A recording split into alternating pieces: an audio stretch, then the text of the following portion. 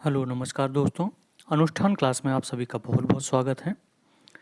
खासकर ये video BPSC TRE 3.0 में 6 to 8 अभ्यर्थियों के लिए है जो कि 6 to 8 में पढ़ाना चाहते हैं। तो 6 to 8 में मैथ और साइंस में जो भी क्वेश्चन आते हैं उन सब के क्वेश्चन का हम एक सीरीज चला रहे हैं। तो आप कृपया ध्यान से पढ़िए और वो सीरीज आप लास्ट में देखेंगे कि वो कहीं ना कहीं आपके क्वेश्चन प्रीवियस पेपर में आए हुए हैं या आने की संभावना उनकी ज़्यादा है। और ये क्लास 9th और 10th के बुक्स कंटेंट को लेकर बनाया गया है क्योंकि क्वेश्चन 9th और 10th से आए हुए हैं। ठीक है, तो आइए हम स्टार्ट करते हैं। आपका चौथा अध्याय है परमाणु की संरचना। तो क्वेश्चन की ओर ध्यान दें। पहला क्वेश्चन है, निम्नलिखित में से कौन सा मैग्नीशियम परमाणु में इलेक्ट्रॉनिक वितरण को सही प्रदर्शित करता है। ठीक है, option A 3-8-1, option B 2-8-2, option C 1-8-3, option D 8-2-2-2। तो आप जानते हैं बोरबरी ने क्या कहा था कि 2n² के हिसाब से नंबर भरा जाएंगे। तो जिसमें 2 8 8 8 16 करके होगा वही आंसर होगा। इसका मतलब आप सीधे सीधे ये बता सकते हैं ऑप्शन भी सही जवाब है। लेकिन अगर आपको नहीं ध्यान है तो मैग्नीशियम का परमाणु क्रमांक 12 होता है और 12 का इलेक्ट्रॉनिक वितरण करें तो 2 8 और 2 होता है। ठीक है, इसलिए आपका ऑप्शन सही होगा। पहले में ऑप्शन नंबर बी सही जवाब होगा। आगे की ओर चलें। क्वेश्चन नंबर 2, रदरफोर्ड के अल्फा कण प्रकीर्णन प्रयोग के परिणाम स्वरूप खोज किया गया। Option A electron, option B proton, option C परमाणु में नाभिक या ऑप्शन डी परमाणुिक द्रव्यमान। तो इसमें आप देखेंगे कि रदरफोर्ड ने जो खोज की थी वो परमाणु के नाभिक के बारे में खोज की थी। इस प्रकार आपका ऑप्शन सी सही होता है। तीसरा क्वेश्चन है, एक तत्व यक्स में इलेक्ट्रॉनों की संख्या 15 और न्यूट्रॉनों की संख्या 16 है। निम्नलिखित में से कौन सा तत्व का सही प्रदर्शन है। ऑप्शन है 15x31, option B 16x31, option C 15x16, option D 16x15। ठीक है, तो आप यहाँ पे ध्यान से देखिए कि इलेक्ट्रॉनों की संख्या ही परमाणु क्रमांक के बराबर होती है। तो इलेक्ट्रॉनों की संख्या कितनी है, 15 है। इसका मतलब है परमाणु क्रमांक क्या होगा, 15 होगा। इसलिए आपके दो ऑप्शन गलत हो जाएंगे, ऑप्शन बी और ऑप्शन डी गलत जवाब है। यानी ऑप्शन ए और सी में से एक सही जवाब हो सकता है। अब हम देखेंगे न्यूट्रॉनों की संख्या कितनी है, 16 है। अगर प्रोटॉनों और न्यूट्रॉनों की संख्या को जोड़ दें तो कितना आ जाएगा, 31।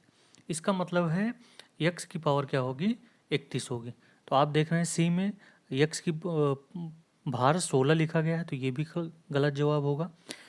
तो आपका सही जवाब क्या होगा, ऑप्शन नंबर ए। ठीक है, आगे की ओर चलें। क्वेश्चन नंबर 4, डाल्टन के परमाणु सिद्धांत ने सफलतापूर्वक समझाया। पहला द्रव्यमान संरक्षण का नियम, दूसरा स्थिर अनुपात का नियम, तीसरा रेडियो एक्टिविटी का नियम और चौथा गुणित अनुपात का नियम। ठीक है, तो चौथे में सही जवाब क्या होगा, ध्यान से देखिए। तो डाल्टन ने परमाणु सिद्धांत जब बताया तो उसमें द्रव्यमान संरक्षण का भी नियम बताया, स्थिर अनुपात का भी नियम बताया, रेडियो एक्टिविटी का नियम नहीं बताया गया था, गुणित अनुपात का नियम बताया गया था। तो इसलिए आपके तीन ऑप्शन सही हैं, पहला दूसरा और चौथा। तो पहला दूसरा और चौथा जो है किस ऑप्शन में आ रहा है, ऑप्शन नंबर डी में। तो ऑप्शन डी आपका सही जवाब होगा। आगे की ओर चलें। क्वेश्चन नंबर 5, रदरफोर्ड के नाभिकीय प्रतिरूप के संबंध में कौन से कथन सही हैं। पहला, नाभिक को धनावेशित माना। दूसरा, प्रमाणित किया कि अल्फा कण हाइड्रोजन परमाणु से 4 गुना भारी है। तीसरा, सौर परिवार से तुलना की जा सकती है। और चौथा, थॉमसन मॉडल से सहमत प्रदर्शित करता है। तो पांचवें में जो सही आपका जवाब होगा क्या होगा कि नाभिक को क्या करते हैं, धनावेशित माना रदरफोर्ड ने। ठीक है, दूसरा इन्होंने सौर परिवार से इसकी तुलना की थी। तो आपके कौन से ऑप्शन सही हैं, पहला और तीसरा। इसलिए आपका सही जवाब होगा ऑप्शन नंबर ए। आगे की ओर चलें। क्वेश्चन नंबर 6, क्वेश्चन नंबर 6 में हम ध्यान देंगे कि एक तत्व के लिए निम्नलिखित में से कौन से विकल्प सही है। परमाणु संख्या बराबर होती है प्रोटॉनों की संख्या पर प्लस इलेक्ट्रॉनों की संख्या। ठीक है, दूसरा ऑप्शन है द्रव्यमान संख्या बराबर होगा प्रोटॉनों की संख्या प्लस न्यूट्रॉनों की संख्या। ऑप्शन 2 आपका क्या है, सही जवाब लग रहा है। परमाणु द्रव्यमान क्या है, प्रोटॉनों की संख्या प्लस न्यूट्रॉनों की संख्या। ठीक है, और चौथा ऑप्शन है प्रोटॉनों की संख्या प्लस इलेक्ट्रॉनों की संख्या। ठीक है, तो परमाणु संख्या बराबर प्रोटॉनों की संख्या इलेक्ट्रॉनों की संख्या नहीं होती है। ठीक है, तो इसमें कौन सा ऑप्शन सही होगा? परमाणु संख्या बराबर होगा प्रोटॉनों की संख्या प्लस इलेक्ट्रॉनों की संख्या, तो दूसरा और चौथा सही होगा। इसलिए आपका जो सही जवाब होगा ऑप्शन नंबर डी, दूसरा और चौथा। ठीक है, आगे की ओर चलें। क्वेश्चन नंबर 7, थॉमसन के परमाणु मॉडल हेतु निम्नलिखित में से कौन से कथन सत्य हैं? पहला, यह परमाणु में परमाणु द्रव्यमान को समान रूप से वितरित मानता है। दूसरा, परमाणु में धनावेश समान रूप से वितरित माना गया है। तीसरा, धन आवेशित गोले में इलेक्ट्रॉन का वितरण समान रूप से होता है। चौथा है, परमाणु के अस्थायित्व के लिए इलेक्ट्रॉन परस्पर एक दूसरे को क्या करते हैं? आकर्षित करते हैं। तो थॉमसन के अनुसार अगर हम देखें तो पहला भी ऑप्शन सही है कि द्रव्यमान परमाणु में समान रूप से वितरित है। दूसरा ऑप्शन, धनावेश भी समान रूप से वितरित है। ठीक है, क्लियर हुआ? और तीसरा ऑप्शन है, धनावेशित गोले में इलेक्ट्रॉन का वितरण भी क्या होता है? समान रूप से होता है। तो आपका ये सही जवाब कौन सा बता रहा है? Option number A. आगे की ओर चलें। Question number 8। क्वेश्चन नंबर 8 में है, रदरफोर्ड के अल्फा कण प्रकीर्णन प्रयोग ने दर्शाया कि पहला, इलेक्ट्रॉन ऋण आवेशित होते हैं। दूसरा, नाभिक में परमाणु का द्रव्यमान और धन आवेशित के केंद्रित रहता है। तीसरा, नाभिक में न्यूट्रॉन होते हैं। और चौथा है, परमाणु का अधिकांश स्थान क्या होता है? रिक्त होता है। ठीक है, तो आप देखेंगे कि रदरफोर्ड ने बताया कि नाभिक में परमाणु का द्रव्यमान और धन आवेशित क्या होते हैं? केंद्रित होते हैं। दूसरा ऑप्शन सही है। और ये बताया रदरफोर्ड ने कि परमाणु का अधिकांश स्थान क्या होता है? रिक्त होता है। तो आपके दूसरे और चौथे ऑप्शन सही हैं। इसलिए आपका 8वें में सही जवाब जो होगा ऑप्शन नंबर बी होगा, दूसरा और चौथा। आगे की ओर चलें। Question number 8। Question number 9। ठीक है, कि एक तत्व के आयन पर 3 धनावेश हैं और परमाणु की द्रव्यमान संख्या 27 है और न्यूट्रॉनों की संख्या 14 है, तो आयन में कितने इलेक्ट्रॉन उपस्थित होंगे? ठीक है, आयन में कितने इलेक्ट्रॉन क्या होंगे? उपस्थित होंगे। तो आप देखेंगे कि तत्व के आयन में 3 धनावेश है। इसका मतलब है परमाणु द्रव्यमान संख्या में से 3 घटा देंगे तो कितना आ जाएगा? 24। यानी 24 क्या होंगे? द्रव्यमान संख्या होगी। न्यूट्रॉनों की संख्या कितनी दी गई है? 14। ठीक है, तो अगर इलेक्ट्रॉनों की संख्या बतानी है तो आप जानते हैं इलेक्ट्रॉनों की संख्या और न्यूट्रॉनों की संख्या का योग द्रव्यमान संख्या होती है। तो अगर द्रव्यमान संख्या में से न्यूट्रॉनों की संख्या घटा दें तो उतने इलेक्ट्रॉन उपस्थित होंगे। तो 24 में से 14 घटाया जाएगा तो कितना आएगा? 10। इसलिए आपका सही जवाब होगा ऑप्शन नंबर बी, 10। आगे की ओर चलें। Question number 10। निम्नलिखित में से मैग्नीशियम आयन को पहचानिए जहाँ एन और पी क्रमशः न्यूट्रॉन और प्रोटॉनों की संख्या प्रदर्शित करते हैं। तो अगर मैग्नीशियम को जाने तो मैग्नीशियम का परमाणु क्रमांक 12 होता है, यानी इसमें 2 8 और 2 इलेक्ट्रॉन हो सकते हैं। लेकिन Mg2+ आयन है तो इसलिए इस 2 को हम क्या कर देंगे? कैंसिल कर देंगे। ठीक है, तो आपका बचेगा क्या? तो आपका बचेगा 12 में 2 और 8। तो आप इन चित्रों में देखिए कि इसके आंतरिक कोश में 2 इलेक्ट्रॉन होंगे और बाह्य कोश में कितने इलेक्ट्रॉन होंगे? 8 इलेक्ट्रॉन होंगे।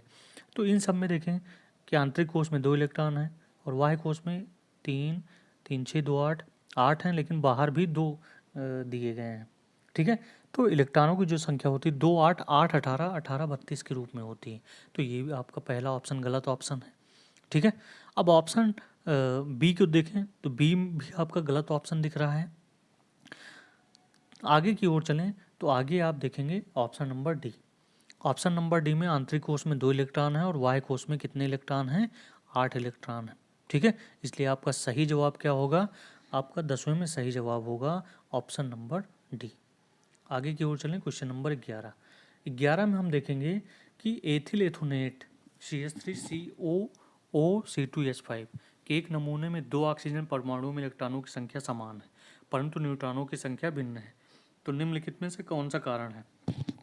अगर इलेक्ट्रॉनों की संख्या समान होगी तो इसका मतलब पहली चीज क्या होगा? समस्थानिक होगा।